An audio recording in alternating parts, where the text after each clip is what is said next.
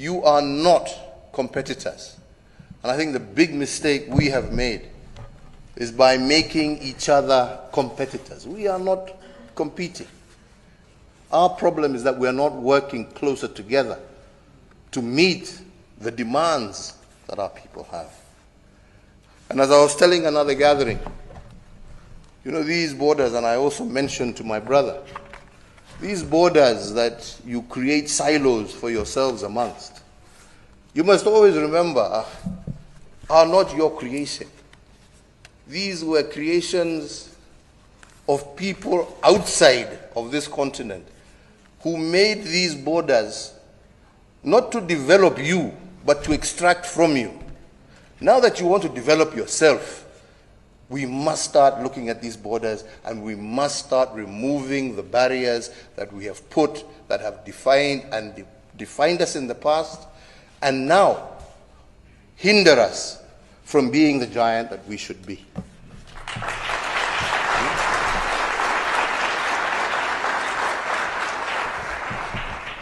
I was telling my brother this morning the ridiculousness of our borders, that we in Kenya have a border demarcated with, on one side with Tanzania,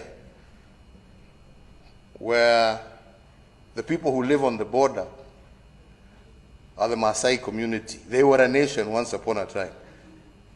Now today, they are Kenyans, they are Tanzanians, and yet they are relatives, but they live on two sides of a border. This is not proper. I was telling him of another example. To our west, Lake Victoria, where again another boundary was drawn between Kenya and Uganda. And where at one particular moment in time, between 2005 and 2007, we had two brothers, same father, same mother. Those who come from polygamous families know what I'm talking about. But this particular one, the same father, same mother. But because their land was stretched across between Kenya and Uganda,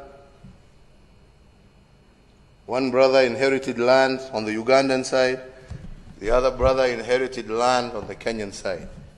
And between 2005 and 2007, we had one brother as the vice president of Kenya, and the other brother as the minister in charge of the presidency in Uganda. Now, I don't know whether you can find a much more ridiculous situation to explain the kind of position some of us find ourselves in.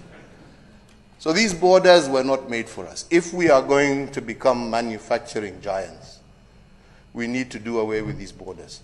We need to see the African market as one. We need to be able to develop giants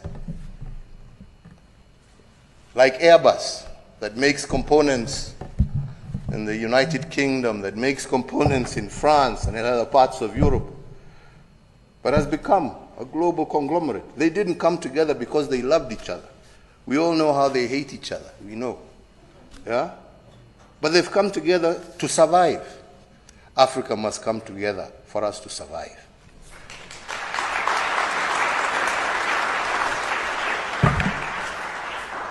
Survive and indeed prosper.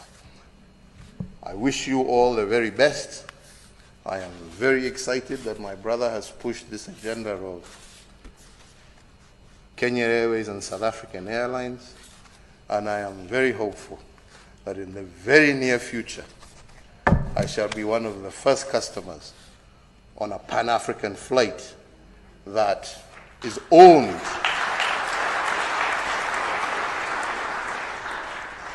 by Africa and run by Africans.